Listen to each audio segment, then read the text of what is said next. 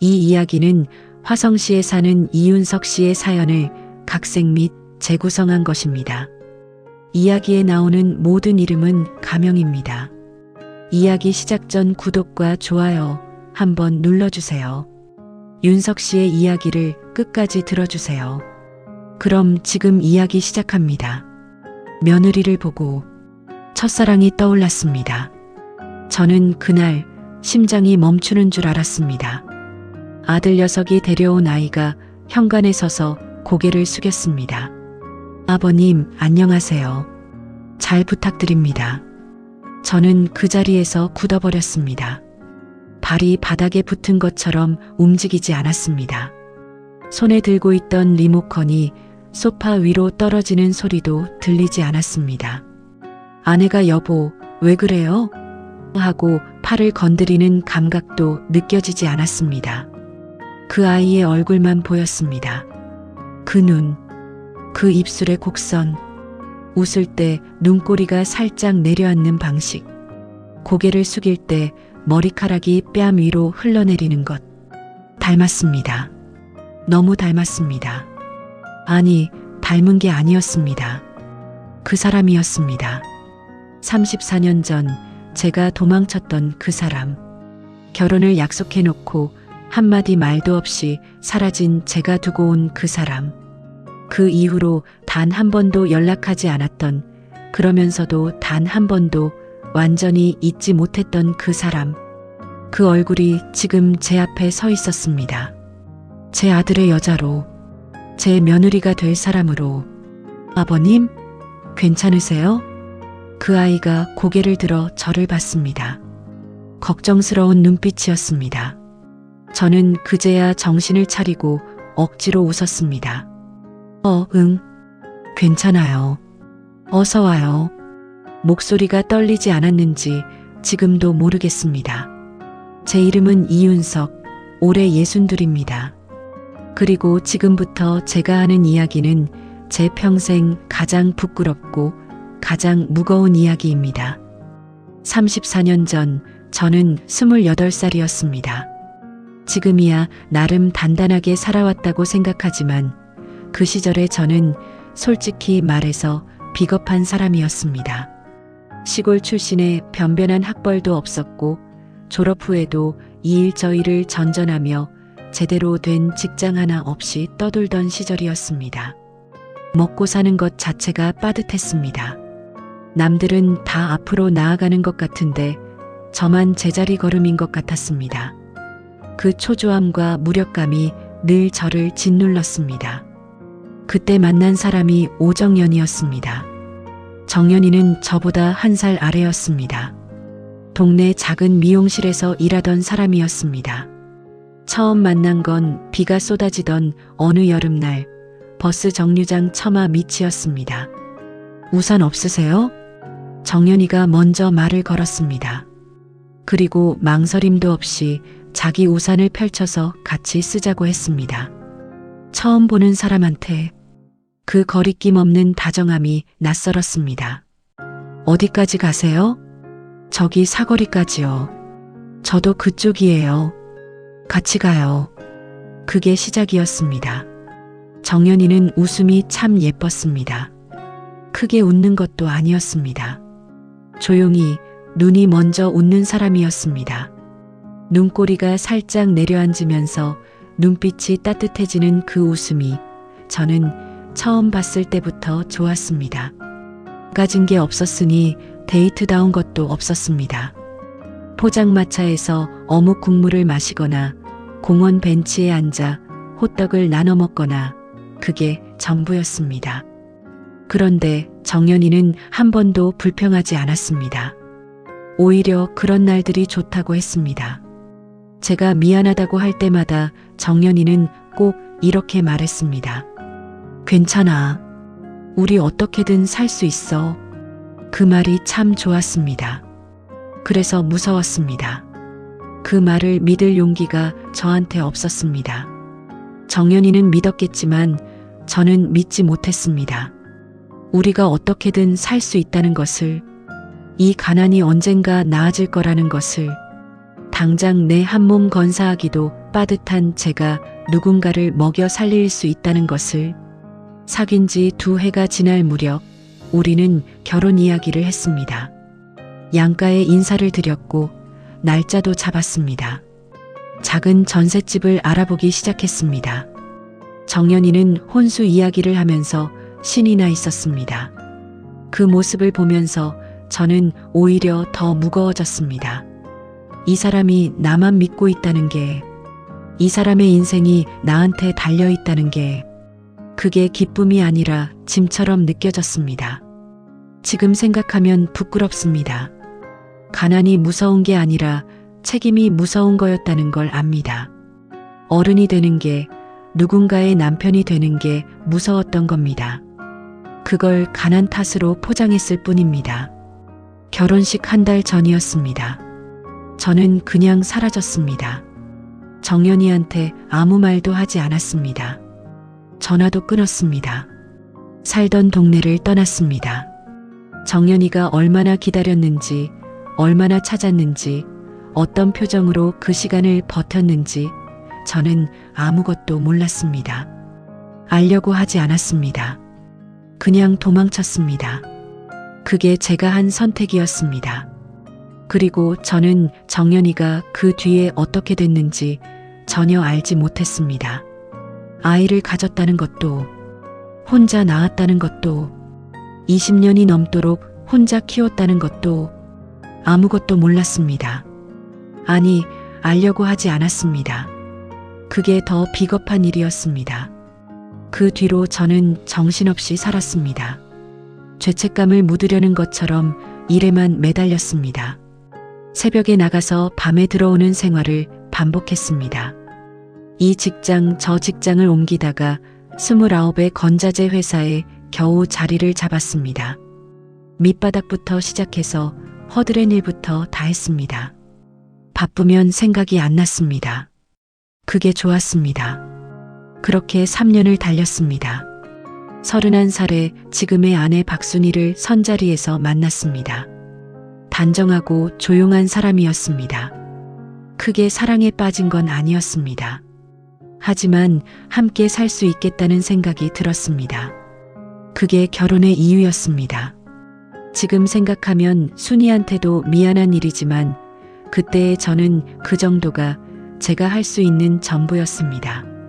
이듬해 32의 아들 정우가 태어났습니다. 정우가 태어나던 날 저는 처음으로 펑펑 울었습니다. 그 작은 것이 제 손가락을 꼭 쥐었을 때 그게 어찌나 힘이 세던지 저는 그 자리에서 주저앉아 버렸습니다. 아내가 놀라서 쳐다봤습니다. 저는 기뻐서 운다고 했습니다. 반은 맞았습니다. 그런데 반은 달랐습니다. 이 아이가 태어나는 순간 정연이가 생각났습니다. 정연이도 혼자서 이 순간을 버텼을까? 손을 잡아줄 사람도 없이 결혼 약속까지 한 사람이 사라진 채로 혼자 병원에 누워서 혼자 이 순간을 맞았을까? 그 생각이 스쳤습니다. 저는 얼른 지워버렸습니다. 그리고 그 뒤로 정말로 잊고 살았습니다. 정우가 자라는 걸 보면서 회사에서 과장이 되고 부장이 되면서 살림이 조금씩 나아지면서 그렇게 살다 보니 30년이 흘렀습니다. 정연이 생각이 전혀 없었다고 하면 거짓말이 됩니다. 비 오는 날이면 자꾸 떠올랐습니다. 포장마차 앞을 지날 때도, 오래된 노래가 들릴 때도, 그럴 때마다 저는 일부러 다른 생각을 했습니다. 그렇게 덮었습니다. 세월이 지나면 다 흐릿해지는 줄 알았습니다. 정우가 30이 되던 해에 여자를 데려왔습니다. 아버지, 결혼하려고 합니다. 저는 소파에서 일어나며 흐뭇하게 웃었습니다. 그리고 현관에 서 있는 그 아이를 봤습니다. 34년이 한순간에 무너졌습니다. 그 아이 이름은 이서연이었습니다. 33, 정우보다 3살 연상이었습니다. 순이가 살짝 걱정을 내비쳤습니다. 나이 차이가 좀 있지 않냐고. 저는 괜찮다고 했습니다. 나이가 무슨 상관이냐고. 속으로는 전혀 다른 이유로 멍해 있으면서 겉으로는 태연하게 말했습니다. 그날 밤 잠을 이루지 못했습니다. 우연일 거야. 사람이 닮을 수도 있잖아. 인상이 비슷한 것뿐이야. 스스로를 설득했습니다. 그래야 했습니다. 며칠 후 서연이가 또 왔습니다. 저는 최대한 자연스럽게 행동하려 했습니다. 서연이는 말할 때 살짝 고개를 기울이는 버릇이 있었습니다. 정연이와 똑같았습니다. 웃을 때 눈이 먼저 웃었습니다. 눈꼬리가 살짝 내려앉으면서 눈빛이 따뜻해졌습니다. 정연이와 똑같았습니다. 밥을 먹다가 서연이가 제 앞에 반찬을 살짝 당겨줬습니다. 아버님, 이거 드셔보셨어요? 이게 제일 맛있는 것 같아요. 멸치볶음이었습니다. 정연이가 세상에서 제일 좋아하던 반찬이었습니다. 저는 숟가락을 멈췄습니다. 우연입니다.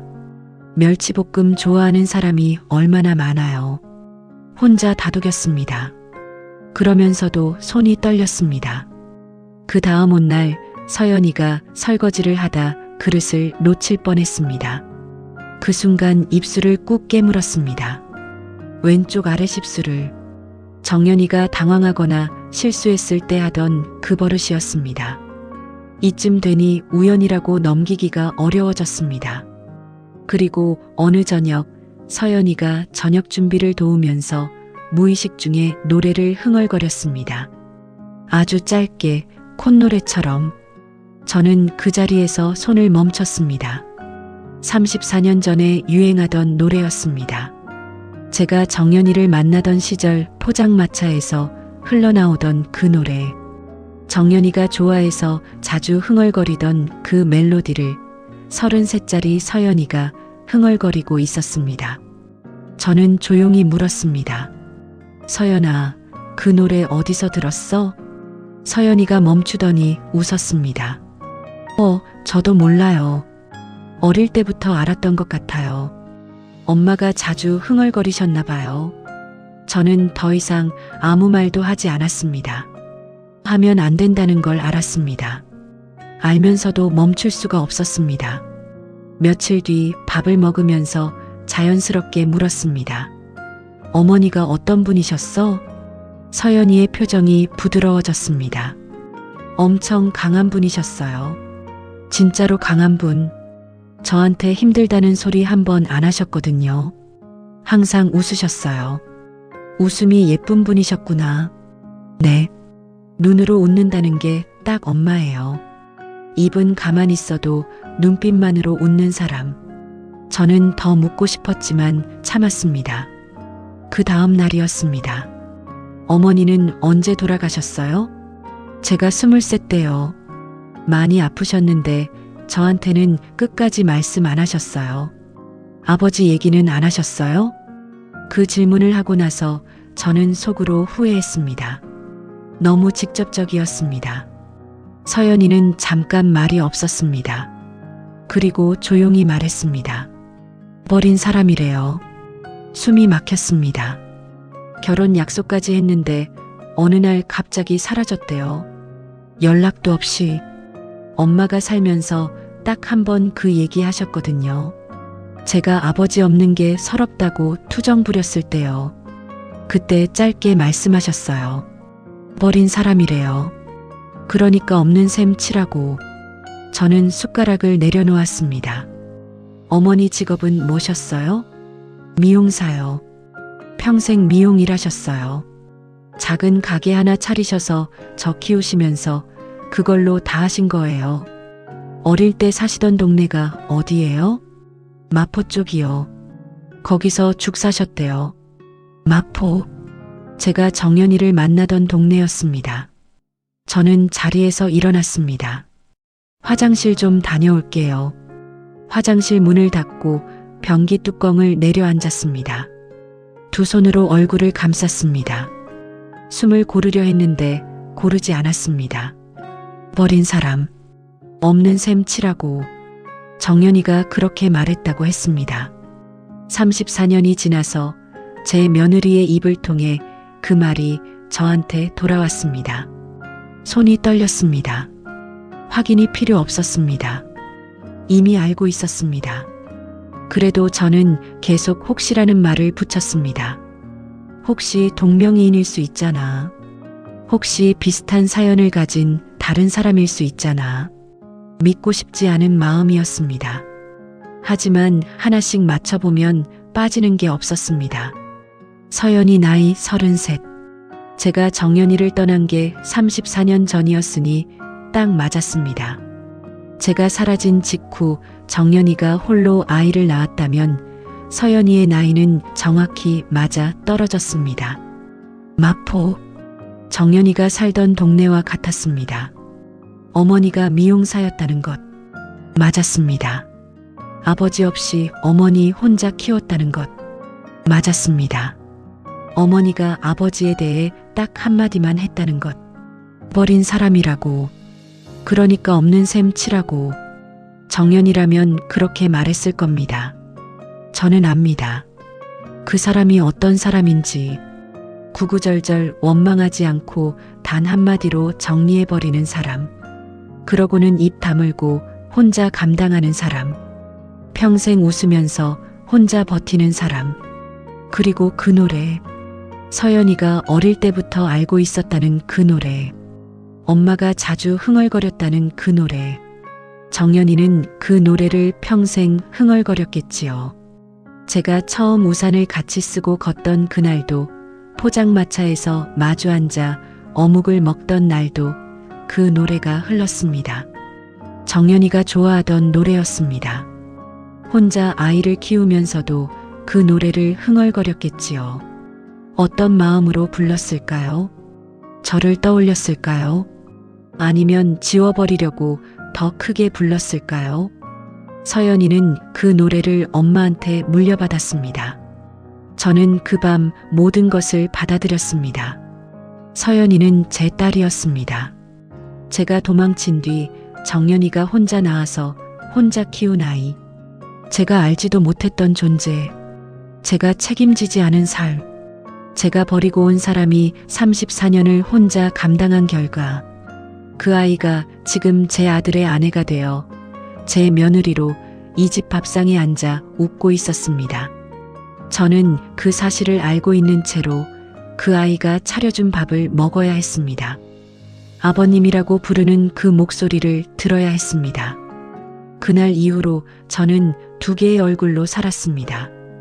겉으로는 아무것도 모르는 평범한 시아버지였습니다.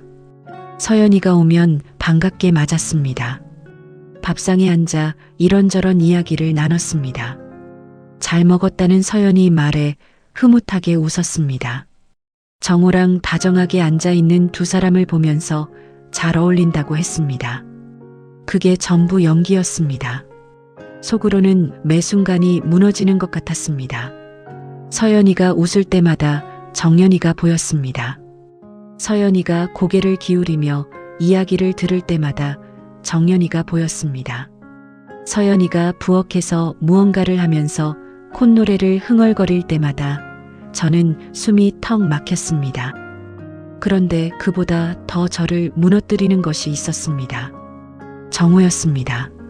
정우가 서연이 어깨를 감싸는 걸 볼 때, 정우가 서연이한테 웃으면서 뭔가를 속삭이는 걸 볼 때, 두 사람이 당연하게 손을 잡고 앉아 있는 걸 볼 때, 저는 그 장면을 볼 때마다 눈을 돌려야 했습니다.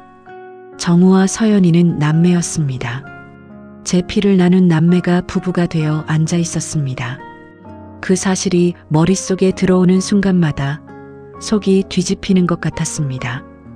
밥을 먹다가도 갑자기 목이 막혔습니다. 멀쩡히 앉아 있다가도 자리에서 일어나고 싶었습니다. 어디론가 도망치고 싶었습니다. 두 사람 사이에서 태어날 아이 생각까지 들었습니다. 그 생각이 머릿속에 떠오른 순간 저는 화장실로 뛰어들어가 세면대 앞에 섰습니다. 거울 속 제 얼굴을 봤습니다. 창백했습니다. 손이 떨렸습니다. 이러면 안 된다. 이건 내가 말해야 한다. 그런데 말을 하면 어떻게 됩니까? 서연이는 자기 시아버지가 사실 친아버지라는 걸 알게 됩니다. 정우는 자기 아내가 사실 이복루이라는 걸 알게 됩니다. 이 결혼은 무효가 됩니다. 두 사람의 삶이 한꺼번에 산산조각 납니다. 어머니도 없이 혼자 자란 서연이가 이제 겨우 가정을 꾸리고 행복해지려는 서연이가 또 한 번 모든 것이 무너지는 걸 겪어야 합니다. 그 생각도 저를 막았습니다. 저는 거울 앞에 한참 서 있었습니다. 아무 결론도 내리지 못한 채로 시간이 지나면서 서연이에 대해 더 많이 알게 됐습니다. 알면 알수록 더 힘들었습니다. 서연이는 정말 정연이를 닮아 있었습니다. 외모만이 아니었습니다. 사람을 대하는 방식이, 무언가를 받아들이는 태도가, 힘든 것을 내색하지 않는 그 방식이 정연이와 똑같았습니다. 어느 날 서연이가 혼자 온 적이 있었습니다. 정우가 회사 일로 늦는다며 서연이 혼자 먼저 들른 날이었습니다. 순이도 마침 이웃집에 볼 일이 있어 나간 뒤였습니다. 거실에 저와 서연이 둘만 있었습니다.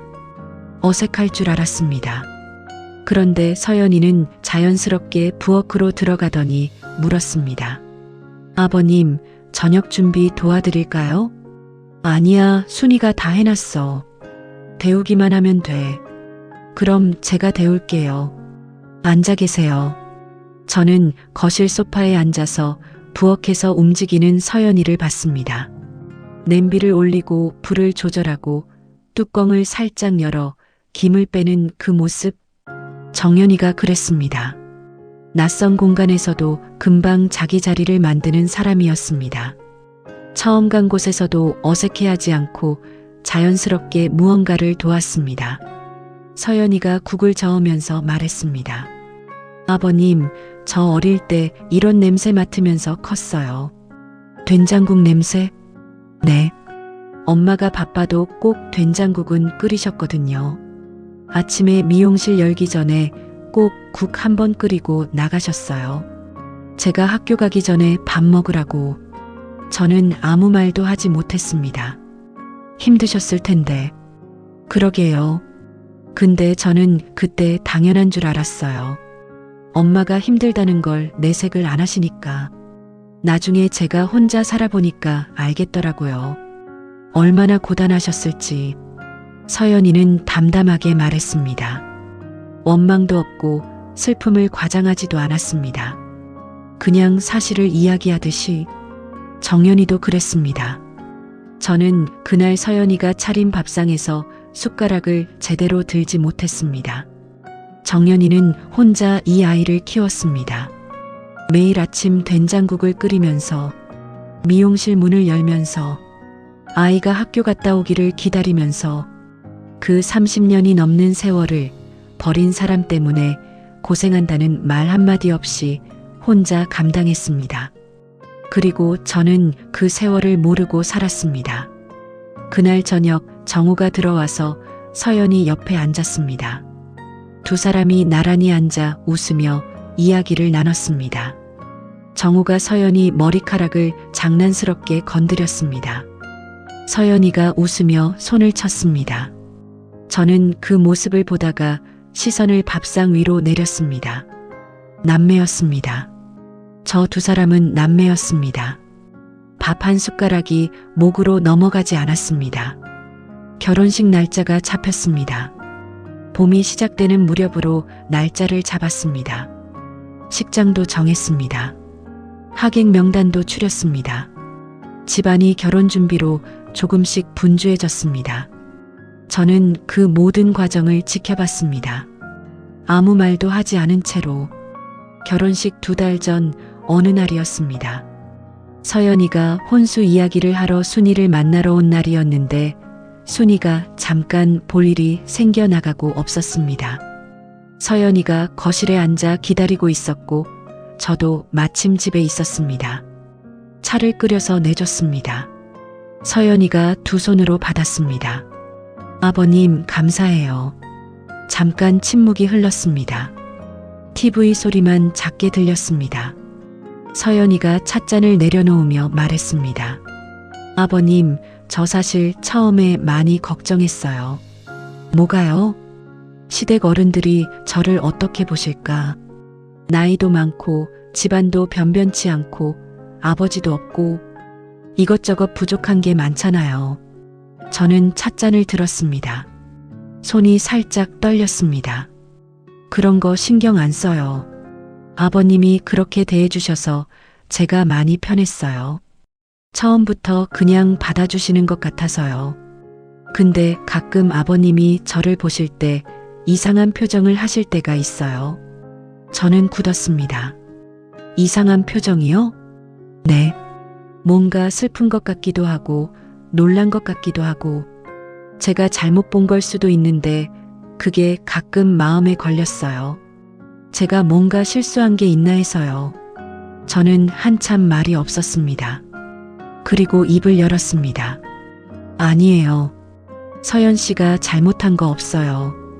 그럼 왜요? 그 질문이 방 안에 조용히 걸렸습니다. 저는 서연이를 봤습니다. 그 눈을, 정연이의 눈을 닮은 그 눈을 말해야 했습니다. 지금 말해야 했습니다. 입이 열렸습니다. 서연 씨가 누군가를 많이 닮아서요. 누구요? 오래전에 알던 사람이요. 서연이가 고개를 살짝 기울였습니다. 그 버릇, 그 정연이의 버릇. 어떤 분이셨어요? 목구멍까지 말이 올라왔습니다. 그 사람이 내 어머니였어. 나는 내 아버지야. 내가 도망쳤어. 그래서 지금 내가 정우와 결혼하면 안 돼. 정우는 내 남동생이야. 미안하다. 34년 동안 몰랐다. 아니, 알려고 하지 않았다. 그 말들이 한꺼번에 목구멍을 막았습니다. 그러면서 동시에 서연이의 얼굴이 보였습니다. 이 말을 들은 후 서연이의 얼굴이 어떻게 변할지. 평생 아버지 없이 자란 사람이 이제 와서 시아버지가 친아버지라는 말을, 결혼을 한 달 앞두고 어머니도 없는 이 사람이 혼자 이 말을 받아야 합니다. 그리고 정호도, 제 아들도 자기 아내가 이복누이라는 말을.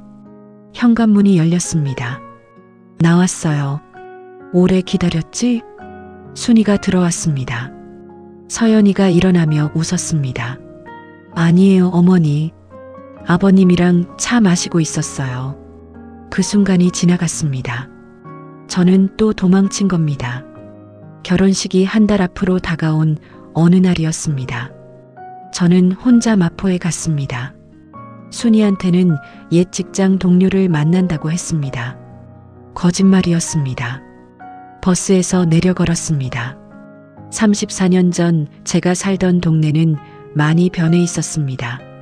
낡은 골목들이 새 건물로 바뀌어 있었습니다. 정연이가 일하던 미용실이 있던 자리는 이제 편의점이 됐습니다. 우리가 자주 가던 포장마차 골목은 깔끔하게 정돈된 카페 거리가 됐습니다. 저는 그 거리를 천천히 걸었습니다. 골목 어귀에 있는 오래된 미용실 앞에서 발걸음이 멈췄습니다. 낡은 간판, 유리창 안으로 보이는 낡은 의자들, 유리창에 작은 글씨로 쓰인 것이 눈에 들어왔습니다. 고인의 명복을 빕니다. 오정연 원장님. 가슴이 내려앉았습니다. 오래된 종이였습니다. 몇 년은 된 것 같았습니다. 가게는 문이 잠겨 있었고 안에는 아무도 없었습니다. 저는 그 앞에 한참 서 있었습니다. 정연이는 이미 없었습니다. 서연이가 23 때 돌아가셨다고 했으니 벌써 10년 전 일이었습니다. 저는 그것도 몰랐습니다. 정연이가 살아있다면 지금 61살이었습니다. 저보다 한 살 아래, 그 나이까지 살지 못했습니다. 저는 그 가게 앞에서 울었습니다. 마지막으로 운 게 언제였는지 기억도 안 나는데 그날 거리 한복판에서 울었습니다. 미안하다고 했습니다. 소리 없이, 입모양으로만. 미안하다. 몰랐다. 알려고 하지 않았다. 비겁했다. 내가 혼자 아이를 키우면서 얼마나 고단했는지 그걸 알려고 하지 않았다. 그런데 이제 그 아이가 내 아들과 결혼하려고 한다. 이걸 어떻게 해야 하는지 모르겠다. 내가 살아있었다면 나한테 어떻게 하라고 했을까? 말해줘. 제발 말해줘. 오래도록. 그리고 돌아왔습니다. 결혼식 전날이었습니다. 집안은 조용했습니다. 순이는 내일 준비할 것들을 챙기다가 일찍 잠들었습니다. 저는 잠이 오지 않았습니다. 거실에 불을 끈 채 소파에 앉아 있었습니다. 창문으로 가로등 불빛이 들어왔습니다. 내일이 지나면 서연이는 정식으로 제 며느리가 됩니다. 정우의 아내가 됩니다. 그 두 사람의 관계가 법적으로 확정됩니다. 저는 그 사실을 앞에 두고 혼자 앉아 있었습니다. 이 고민이 단순히 비밀을 말하느냐 마느냐의 문제가 아니었습니다. 서연이는 제 딸이었습니다. 그 말은 정우와 서연이가 남매라는 뜻이었습니다. 아버지가 같은 이복남매. 그 두 사람이 부부가 되어 한 집에 살고 있었습니다. 손을 잡고 같은 이불을 덮고 아이를 가지려 하고 있었습니다. 그게 그냥 넘어갈 수 있는 일입니까? 비밀이 편해서 말하면 다 무너지니까 그래서 모른 척하고 살면 됩니까? 저는 밤새 그 질문과 싸웠습니다. 말을 하면 서연이의 결혼이 무효가 됩니다. 평생 아버지 없이 자란 서연이가 이제 와서 시아버지가 친아버지였다는 걸 알게 됩니다. 정우는 자기 아내가 이복누이라는 걸 알게 됩니다. 두 사람이 쌓아온 모든 것이 하루아침에 무너집니다. 서연이가 또 한 번 혼자 남겨집니다. 말을 하지 않으면 남매가 부부로 삽니다. 그 사이에서 아이가 태어날 수도 있습니다. 저는 그걸 알면서도 평생 모른 척해야 합니다. 서연이가 시아버지라고 부를 때마다 정우가 아버지라고 부를 때마다 저는 그 말을 받아야 합니다. 어느 쪽도 맞지 않았습니다. 어느 쪽도 옳지 않았습니다. 그리고 그 모든 것의 시작은 34년 전 제가 도망쳤던 그날이었습니다. 저는 새벽이 되도록 그 자리에 앉아 있었습니다. 결혼식은 맑은 날이었습니다. 봄 햇살이 식장 유리창으로 들어왔습니다. 서연이는 아버지 없이 혼자 버진 로드를 걸었습니다. 담담하게 웃으면서 저는 그 모습을 하객석에서 봤습니다. 그 뒷모습이 정연이 같았습니다. 혼자서도 흔들리지 않는 사람, 없는 것을 없다고 하고 그냥 걸어가는 사람. 정연이는 34년 전에도 그렇게 혼자 걸었을 겁니다. 제가 사라진 뒤에도, 아이를 혼자 낳던 날에도, 미용실 문을 혼자 열던 날들에도, 그리고 지금 그 딸도 혼자 걷고 있었습니다. 저는 그 자리에서 아무 말도 하지 못했습니다. 결혼식이 끝났습니다. 두 사람은 지금 잘 살고 있습니다. 서연이는 가끔 반찬을 들고 찾아옵니다. 아버님 하고 부르면서 정우는 옆에서 웃습니다. 저는 그 말을 들을 때마다 가슴 한켠이 조여드는 것을 느낍니다. 진실을 말하지 않았습니다. 또 도망쳤습니다. 34년 전과 똑같이. 그리고 저는 매일 이 질문을 안고 삽니다. 내가 한 선택이 맞는 것입니까? 서연이가 모르는 채로 사는 게 서연이를 위한 겁니까? 아니면 제가 또 한 번 비겁하게 도망친 것입니까? 정우와 서연이가 남매라는 사실을 알면서도 이대로 두는 것이 과연 누구를 위한 겁니까? 서연이를 위한 겁니까? 정우를 위한 겁니까? 아니면 저 자신을 위한 겁니까? 저는 모르겠습니다. 다만 한 가지는 압니다. 이 모든 것의 시작은 34년 전 제가 내린 선택이었습니다. 그날 도망치지 않았다면, 그날 정연이 손을 놓지 않았다면 지금 이 자리는 없었습니다. 그게 지금 이렇게 돌아왔습니다. 이게 운명인 걸까요? 아니면 제가 받아야 할 벌인 걸까요? 저는 오늘도 서연이가 차려준 밥상 앞에 앉습니다. 정연이, 당신이 혼자 키운 딸이 저한테 밥을 차려줍니다. 그 딸이 제 아들과 부부로 살고 있습니다. 당신은 이 사실을 알고 있습니까? 저한테 어떻게 하라고 하겠습니까? 저는 이 밥을 먹어도 됩니까? 이 자리에 있어도 됩니까? 아니면 지금이라도 모든 것을 말해야 합니까? 34년 전에도 저는 선택을 앞두고 도망쳤습니다. 지금도 저는 선택을 앞에 두고 있습니다. 여러분이라면 어떻게 하시겠습니까? 말해야 할까요? 아니면 이대로 모른 척 살아야 할까요? 저라면 어떻게 해야 할까요? 여러분, 댓글로 제가 어떻게 해야 할지 남겨주세요.